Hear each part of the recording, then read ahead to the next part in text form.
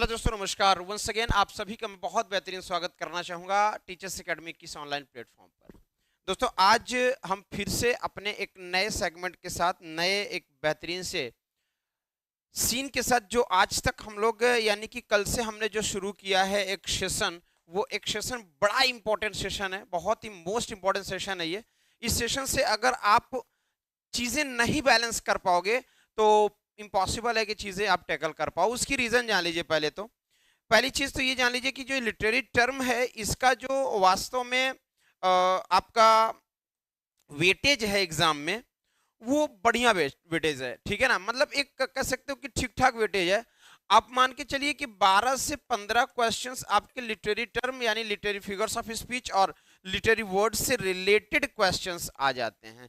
12 से 15 क्वेश्चन, ये वेटेज है इसका। मतलब मान के चलिए कि 80 से 85 क्वेश्चन में 80 टू 85 125 आउट ऑफ, अगर 80 और 85 क्वेश्चन की मैं बात करूं तो उसमें से 12 से 15 क्वेश्चन आपके लिटरेरी वर्ड या लिटरेरी टर्म से होते हैं। ठीक है ना, तो आपको अगर वास्तव में इस चीज को सीखने की चाहत है तो आपको एक एक करके चीजों को समझना सीखना होगा। ठीक है, इसी के साथ मैं आपको बता दूं कि this is my TGT batch, और इस टीजीटी बैच में आपको 9,999 रुपए का ये बैच, जो कि अभी आपके साथ छूट की विषय है, 3,499 रुपए में ये बैच आपको आपके पास होगा।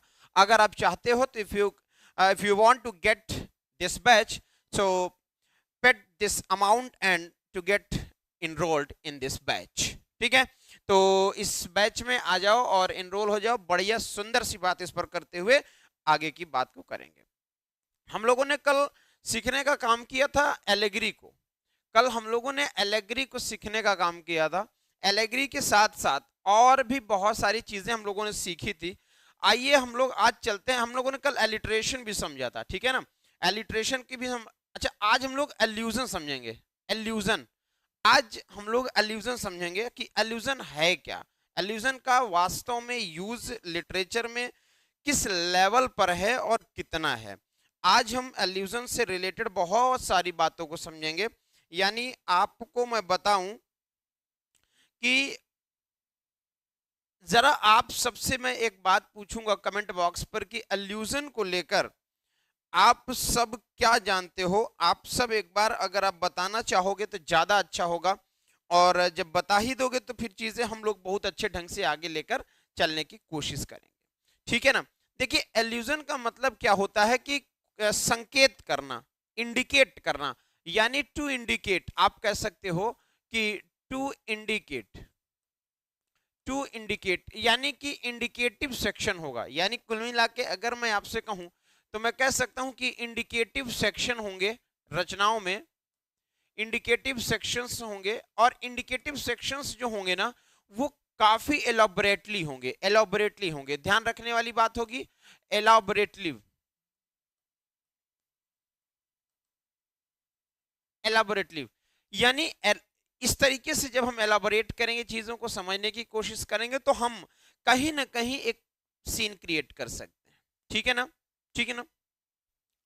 कोई सरकमस्टेंसेस की भी बात यहां पर करी जाएगी। कोई सरकमस्टेंसेस हो सकता है, या तो कोई इसमें आपको ऑब्जेक्ट देखने को मिल सकता है। यानी कहीं ना कहीं जो इंडिकेशन होगा वो इसी बेसिस पर होगा, इसी बेसिस पर इंडिकेशन होगा। ये बात माइंड में अपने सेट कर लेना, ये बात अपने माइंड में आप सेट कर लो। ठीक है भाई, ठीक है, बहुत सुंदर। चलिए, अच्छा, एक बड़ी अच्छी सी बात मैं बताऊं कि एल्यूजन को क्वाइंड आउट किसने किया था। ये कभी कभी क्वेश्चन पूछ देता है, coined by.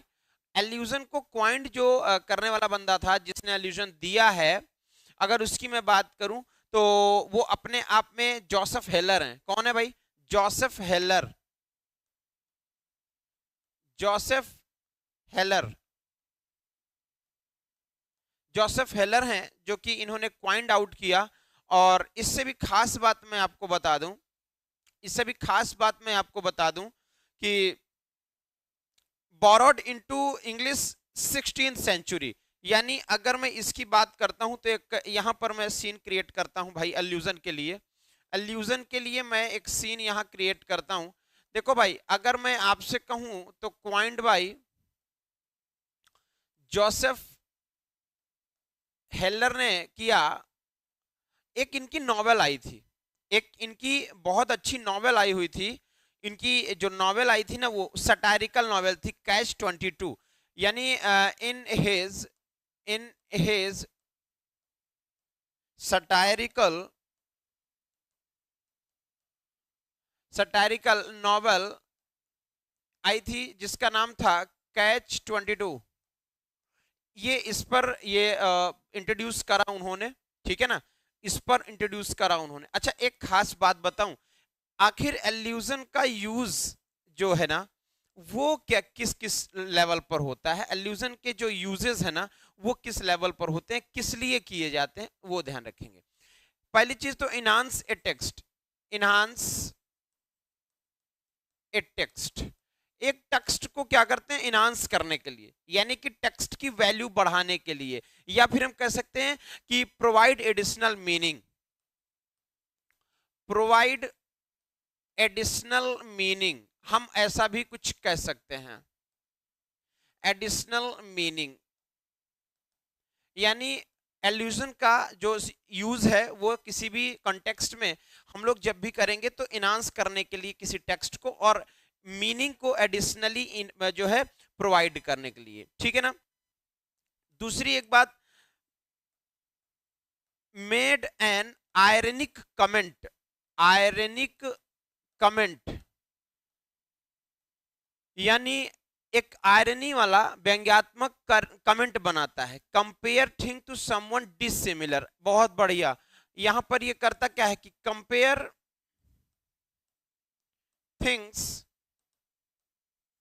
Dissimilar,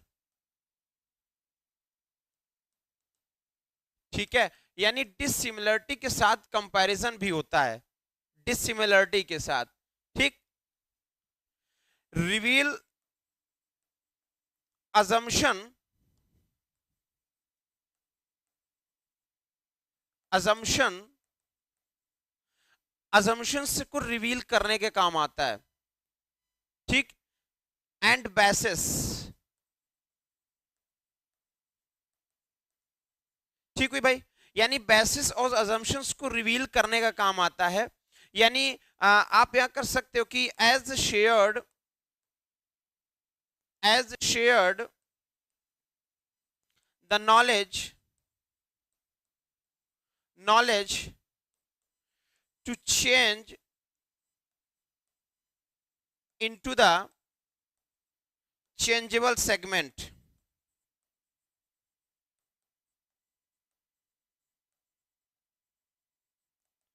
changeable segment, ठीक है, चेंजेबल सेगमेंट। एक और बात, draw connection between context and reader, context and reader, यानी रीडर और कंटेक्स्ट के बीच में एक कनेक्शन ड्रॉ करता है, एक कनेक्शन ड्रॉ करेगा, ठीक है ना। और एक और बात, इंटेंसिफाई, इंटेंसिफाई भी करता है। क्या इंटेंसिफाई करता है भाई, the intellectual and aesthetic possibilities, the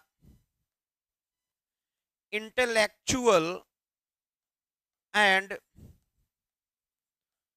aesthetic possibilities. इतनी बातें एल्यूजन के अंतर्गत आती हैं, इतनी बातें। अगर एल्यूजन में आपको ये चीज समझ में आ जाए तो फिर आप किसी भी रचना में, किसी भी वर्क में, किसी भी राइटर के द्वारा लिखी गई बातचीत को आप एल्यूजन कर सकते हो, सांकेतिक कर सकते हो।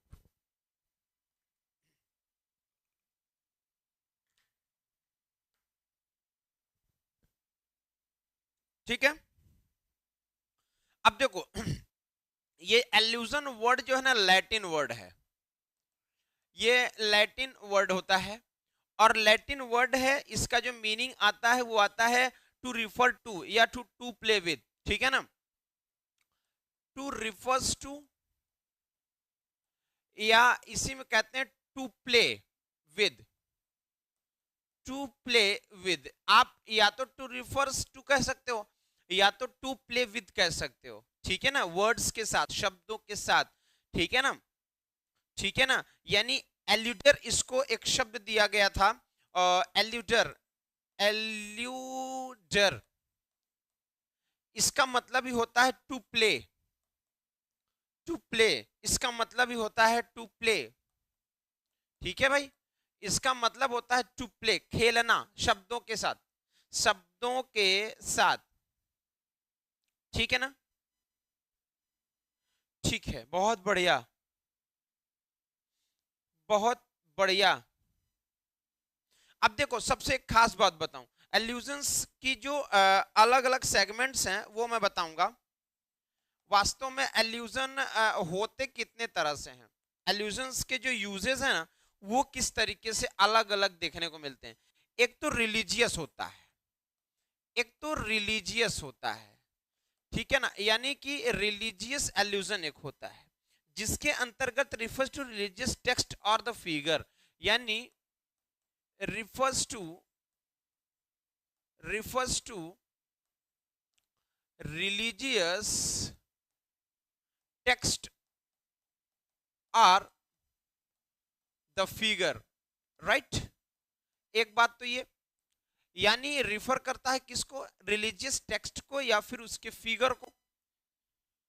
दूसरा ये करता है हिस्टोरिकल, दूसरा ये करता है हिस्टोरिकल, सेम कंडीशन यहां भी आएगा।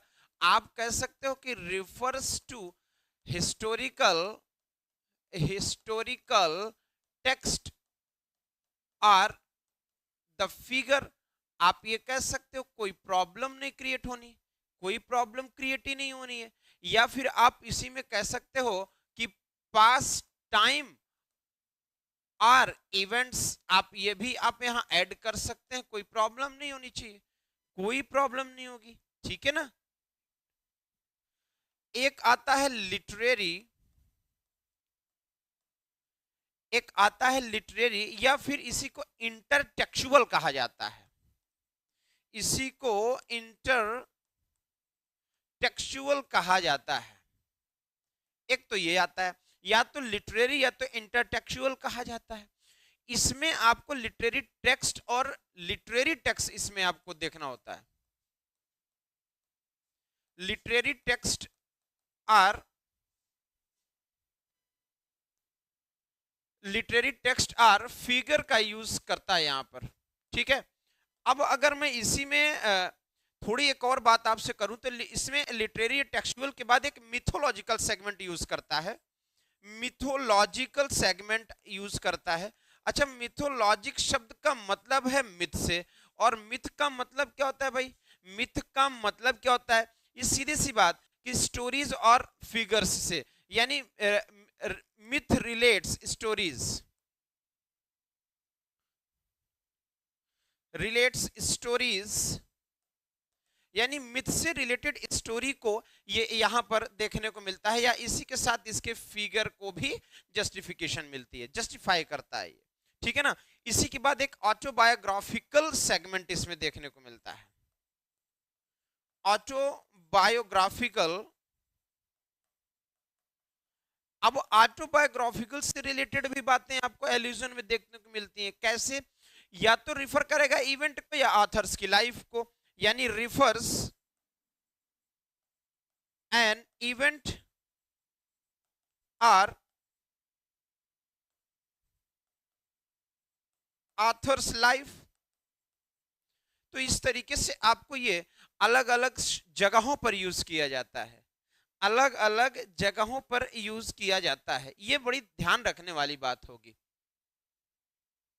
ठीक है ना, ठीक है। अच्छा, इसके वर्क की अगर मैं बात करूं, एल्यूजन का वर्क अगर मैं आपसे कहूं, एल्यूजन का वर्क मैं आपसे कहूं तो क्या आ सकता है, वर्क ऑफ एल्यूजन, अगर मैं आपसे कहूं वर्क्स ऑफ एल्यूजन।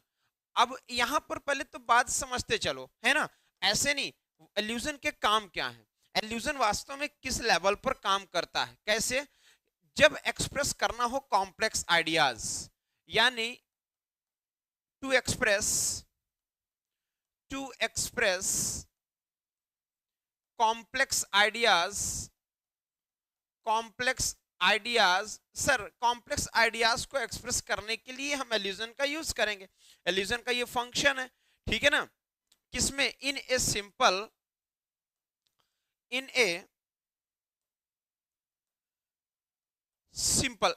यानी कि कोई कॉम्प्लेक्सिटी हो, उसको हम किसी सिंपल या एक्सेसिबल वे में हम जब दिखाएं, जब हम उसे उस तरीके में यूज करें तो एल्यूजन का यूज करना होगा। ठीक है ना, ठीक है ना, बहुत बढ़िया। और सबसे बड़ी बात, to attracts audiences to empower to the text, या फिर आप इसी में कह सकते हो फिगर। तो ऐसा भी कुछ यूज किया जा सकता है, कोई बड़ा इशू नहीं है। ठीक, कहते हैं कि अल्यूजन ऑल्सो क्लैरिफाई, डिस्क्राइब, या आप डेनोट्स कह सकते हो, डेनोट्स क्लैरिटी, यानी क्लैरिटी बहुत बढ़िया होती है, यहां पर सुपर्ब क्लैरिटी होती है। ठीक है ना, ठीक है ना, बहुत अच्छा। ठीक है, अच्छा, एक और खास बात, इससे रिलेटेड यानी इससे क्लोज, एल्यूजन से क्लोज कुछ और लिटरेरी डिवाइसेस हैं, जैसे क्लोजेस्ट, आप मैं यहां से लिख देता हूं, क्लोजेस्ट लिटरेरी डिवाइसेस, यानी इससे रिलेटेड कुछ और भी क्लोजेस्ट जो लिटरेरी डिवाइसेस हैं, जैसे मेटोनिमी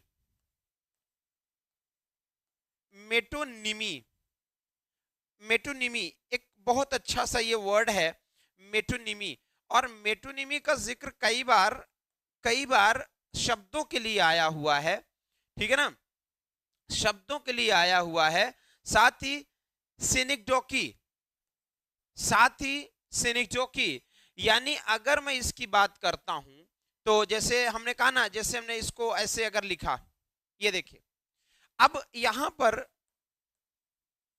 एक शब्द ये लाया, और अगर इसी के और यूज की बात करते हैं तो इन्यूंडो ये भी एक टर्म है, लिटरेरी टर्म है, पहली बार सुन रहे होगे, अलग बात है ना। और एक शब्द आता है सॉब्री केस्ट, ये टर्म्स हैं, सभी के सभी ये टर्म्स हैं, ठीक है ना, ठीक है, ठीक है। देखो, मेटोनिमी का यूज किया जाता है रेफरेंस किसके लिए, जैसे मैंने कहा मॉन्स्टर, हमने एक शब्द कहा, अब ये मॉन्स्टर दिखाता है डेविल को, ये मॉन्स्टर किसको दिखाता है भाई? डेविल को दिखाता है। हम डेविल का नाम नहीं लिख रहे हैं, हम डेविल की अगर बात करें तो मॉन्स्टर डेविल को दिखा दिया, ठीक है। या हम अगर इसी में आपको लिख दें द क्राउन, तो द क्राउन अगर मैंने लिख दिया, इसका मतलब किसी किंग को ही दिखा रहा है ये। तो ऐसे कुछ शब्द जो होते हैं मेटोनिमी कहलाते हैं, ठीक है ना, ठीक है, बहुत अच्छा। तो ये आपको नोट करना होगा, इसको नोट कर लीजिए, फिर इसके बाद हम लोग आगे की बात को लेकर चलते हैं। चलिए, ये हुआ आपका एल्यूजन। अब थोड़ा सा आप एल्यूजन यहां समझ लो, ये तो मैंने काफी कुछ बता दिया इसमें आपको। देखो यहां पर लिखा है कि an indirect reference to something outside that text, usually a person, place, things or idea that generally familiar to the intended audience. It means कि ऑडियंस की अट्रैक्शन को आपको अट्रैक्ट करना है, इसके लिए आपको क्या करना होगा कि कुछ आपको आउटसाइड टेक्स्ट के साथ साथ यूजुअली कुछ पर्सन्स, प्लेस और थिंग्स या फिर आइडिया को हम जनरली फैमिलियर इंटेंड करेंगे। हम फैमिलियर इंटेंड करेंगे, उसी को हम क्या कहते हैं? सांकेतिक या अल्यूजन कहते हैं। इसके बाद कह रहा है कि allusions often refers to historical events। बिल्कुल सही बात है, allusions historical events पर भी यूज किया जाता है। Are the people, other works, the literature, mythology and the popular culture. मैंने अभी आपको पिछले स्लाइड में ये सारी बातें बता दी।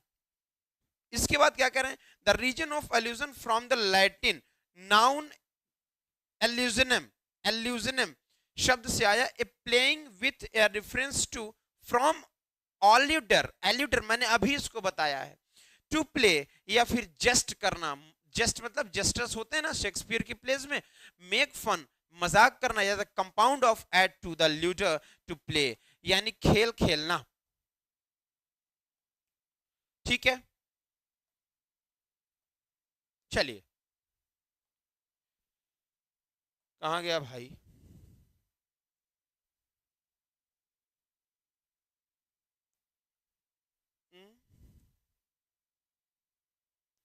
हाँ क्या कह रहा है कि allusion is derived from Latin word alluder which means कि to play around, to play around or to refer mockingly, क्या mockingly, ठीक। An allusion is a literary term that describes a subtle and indirect reference to something।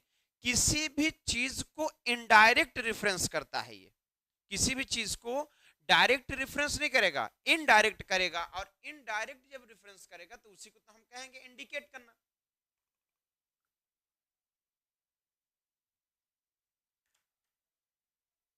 उसी को कहेंगे क्या, indicate करना, ठीक है। इसके बाद such as politics, other literature, pop culture और हिस्ट्रीज। इसके बाद there are 5 main types allusion, 5 तरीके के मेन जो होते हैं, जैसे हिस्टोरिकल, मिथोलॉजिकल मैंने बताया यार, religious, literary and popular culture मैंने आपको पहले ही बताया, मैंने उधर स्लाइड में मैंने लिखकर बताया है, उसको लिख लेना कहीं अच्छे ढंग से। The following lines from the Romeo and Juliet contain an allusion to Aurora, the Romeo goddess of the dawn, but also soon as the all cheering sun। ये जो मैंने लाइंस मैंने दे रखा है, ये सभी के सभी अल्यूजन्स हैं, सभी के सभी अल्यूजन्स हैं। ये बता तो वही बात रहा है मगर इनडायरेक्ट।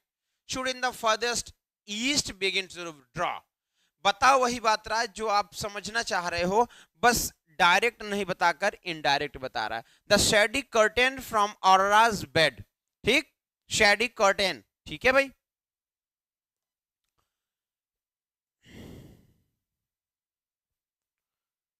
देखिए एल्यूजन्स के प्रकार देखो, पहले एल्यूजन्स के टाइप्स देख लीजिए कितने तरह से होता है ये।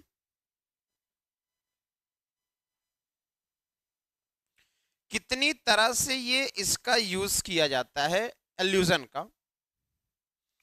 एल्यूजन की टाइप की बात है, casual, self, corrective, single reference, apparent या मल्टीपल, या मल्टीपल, ठीक। अगर मैं आपसे एक बात कहूं, 5 years एगो, आप इसे क्या कहोगे? मैं 5 वर्ष पहले की बात कर रहा हूं इंडिकेटिव सेक्शन में, तो ये एल्यूजन है, ये एल्यूजन है, ये ध्यान रखेंगे, ये एल्यूजन है। और कैसा एल्यूजन है? हिस्टोरिकल एल्यूजन है। कैसा है? हिस्टोरिकल एल्यूजन है, ठीक।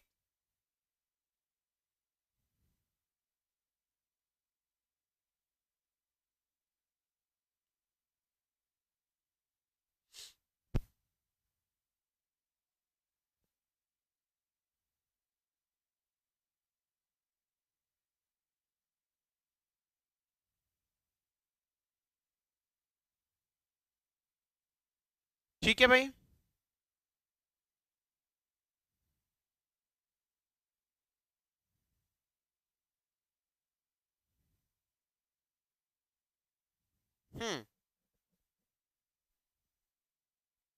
अब देखो कैजुअल एल्यूजन में सेटिस्फेक्शन सेक्शन आएगा, और सेल्फ रिफरेंस की बात करेंगे तो सेल्फ, आप समझो कि सेल्फ इंट्रोडक्शन से रिलेटेड बातें हैं। करेक्टिव एल्यूजन की बात किया जाए तो कह सकते हो कि there is more power to allude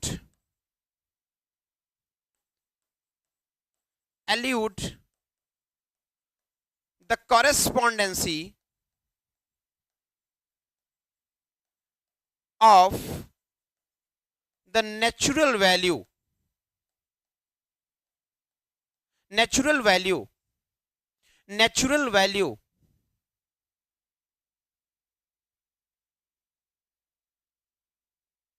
ठीक है।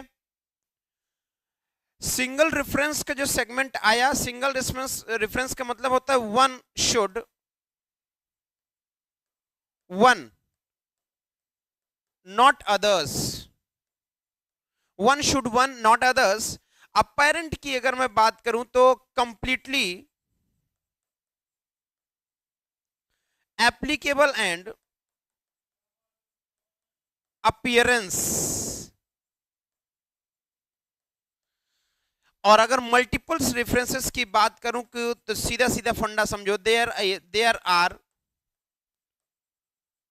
मोर than one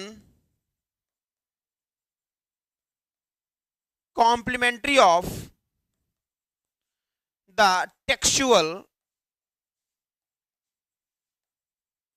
segment, complementary textual segment, ये नोट डाउन कर लीजिएगा।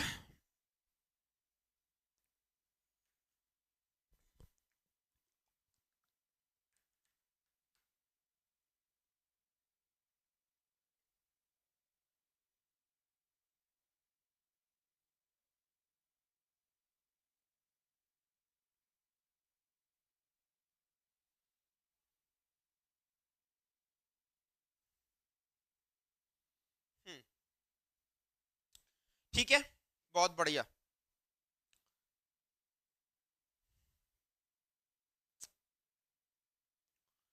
एक शब्द आता है अनाक्रोनिज्म।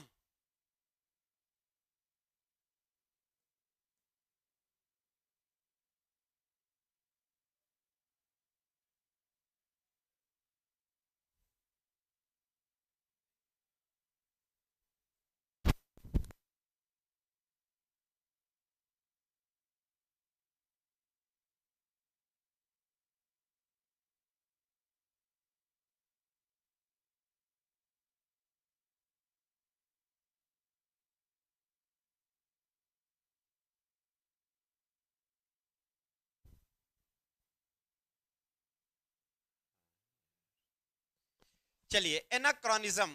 अच्छा, एनाक्रोनिज्म का मतलब जानते हो क्या आता है? क्रोनिकल। क्रोनिकल का मतलब होता है कि have events past describe to all. लेकिन कहने का ये मतलब कि जब एनाक्रोनिज्म की हम बात करते हैं ना, तो एनाक्रोनिज्म को हम ऐसे सेगमेंट में, जैसे अगर आपसे मैं कहूं कि जब टीवी नहीं बनी थी तब मैं बोल दूं कि मूवी देख रहे थे लोग, तो ऐसे कुछ बातें, जैसे घड़ी जब नहीं बनी थी लोग कहते हैं कि घड़ी में जो है समय देख रहे हैं। तो जब जो चीज नहीं था उसका यहां पर अगर हम एलोबरेशन करें, वही क्या कहलाएगा? एनाक्रोनिज्म कहलाएगा। यहां पर देखो क्या लिख रहा है कि एन हिस्टोरिकल इनएक्यूरेट, यानी कि कोई एक्यूरेसी नहीं है, इनएक्यूरेट क्या? Detail in an literary work में included by the author either unintentionally और डेलिबरेटली। ठीक है ना? यानी आप शेक्सपियर में, जूलियस सीजर में एक बात आपने देखा होगा कि the characters refers to a clock striking 3। अच्छा ये बताओ, 1500 सदी में 1564 के टाइम पे शेक्सपियर जब आए, उस समय घड़ी थी क्या? उस समय घड़ी थी क्या? नहीं थी। लेकिन यहां पर जूलियस सीजर में रिफर किया है क्लॉक स्ट्रिकिंग 3, ठीक है ना। This is an anachronism because clocks had not been invented at the time Julius Caesar lived. जब जूलियस सीजर था तो घड़ी इन्वेंट नहीं करी गई थी। ऐसे सेगमेंट जितने भी होंगे अगर आपको टेक्सचुअल सेक्शंस में मिल जाते हैं तो आप इतना समझ लेना, उसको सीधा कह देना कि भैया ये आपका क्या है, ये आपका एक और एक सेगमेंट वो है क्या, एनाक्रोनिज्म। एनाक्रोनिज्म, ठीक है।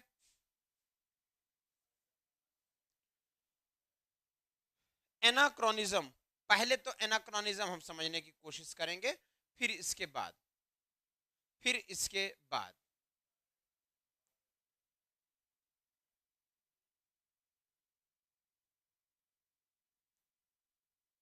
एनाक्रोनिज्म, पहले इसको थोड़ा समझेंगे, क्या है, कैसे है, कौन लाया।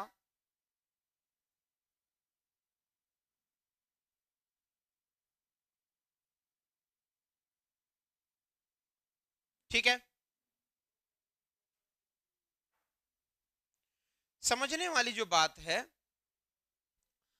अनाक्रोनिज्म में आप देख रहे होगे अना शब्द आया है और अना का मतलब होता है अगेंस्ट। अगेंस्ट, अना का मतलब अगेंस्ट। और क्रोनिक, क्रोनिक का मतलब, क्रोन का मतलब क्या होता है, टाइम, अगेंस्ट द टाइम। क्रोनस शब्द से आया ना, क्रोनस वर्ड से आया ये टाइम। क्रोनस का मतलब होता है टाइम, ठीक। यानी अगर मैं कहूं तो एक सीधी सी बात कह सकता हूं, chronologically inconsistency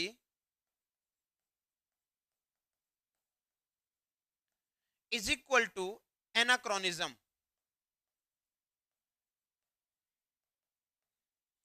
is equal to anachronism. तो कुछ कहना गलत नहीं होगा, तो कुछ कहना गलत नहीं होगा।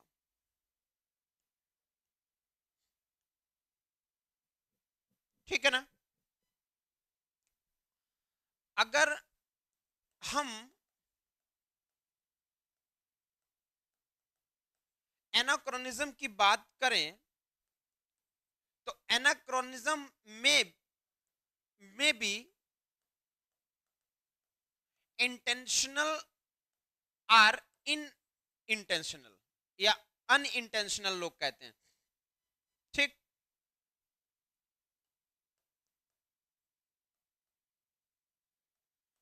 ये दोनों हो सकता है, इंटेंशनली भी हो सकता है, अनइंटेंशनल भी हो सकता है, ठीक है ना।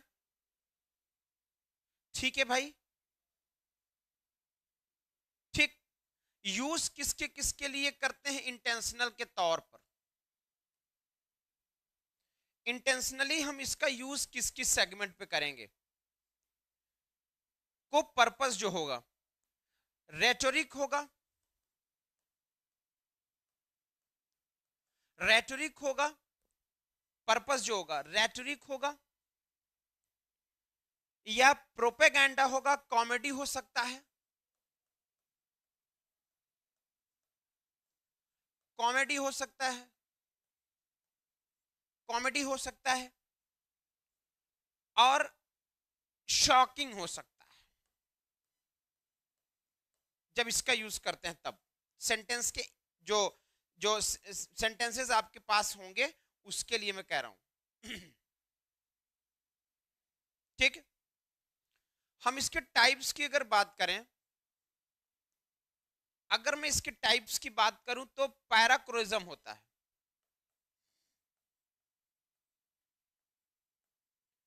The first one is पैराक्रोनिज्म।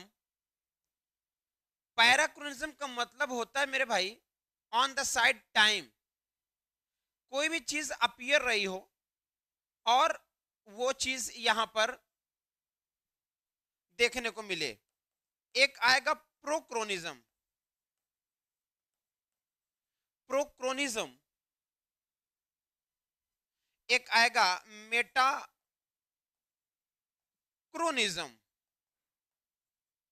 मेटाक्रोनिज्म।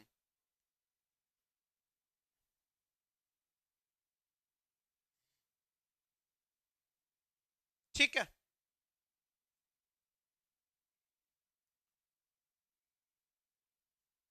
ये एनाक्रोनिज्म का सेगमेंट।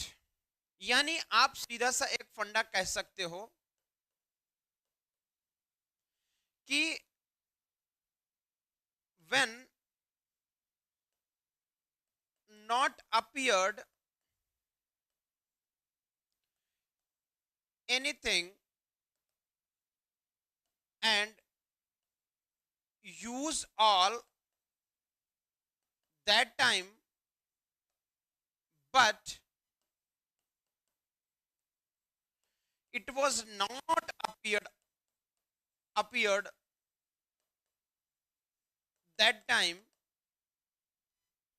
एक तो ये बात होगी। दूसरी एक बात आप कर सकते हो कि talking about things which was not appeared at that time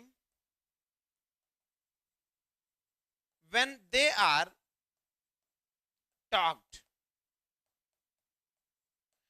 यानी जब जिस वक्त जिस चीज की बात कर रहे हो उस समय वो था नहीं, बस जबरदस्ती का सीन है। ठीक है ना, यानी अगेंस्ट द टाइम, सीधा सा फंडा, against the time, that is the multiple section of the anachronism. ठीक है भाई,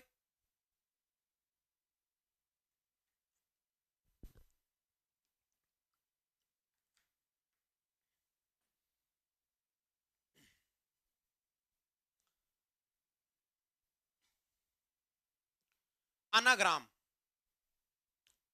कहीं ना कहीं अपोजिट सेक्शन ये भी देने वाला है। अनाग्राम भी कोई ना कोई अपोजिट मीनिंग देने वाला है।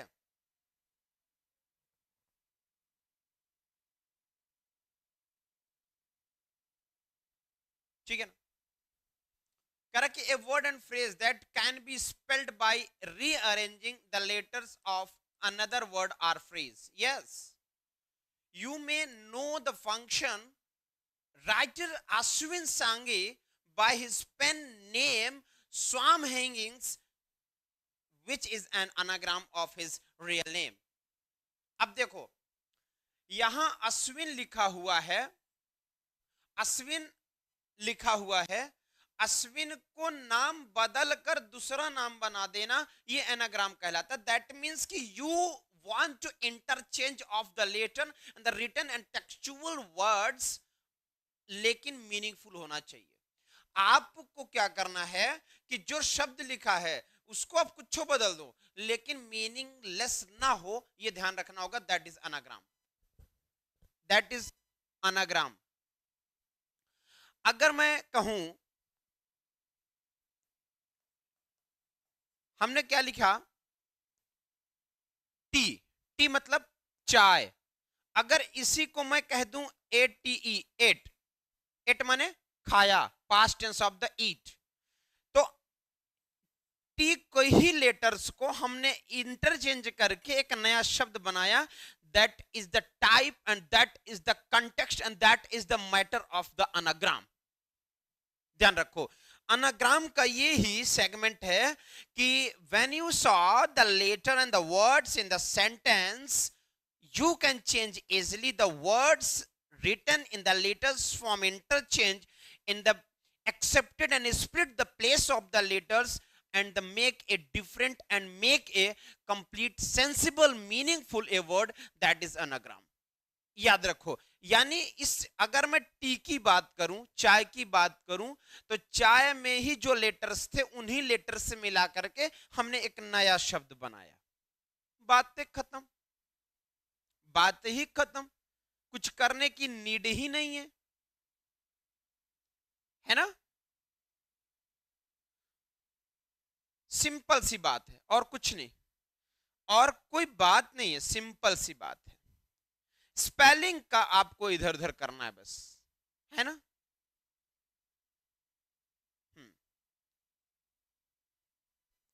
जैसे एक शब्द आता है जेंटलमैन,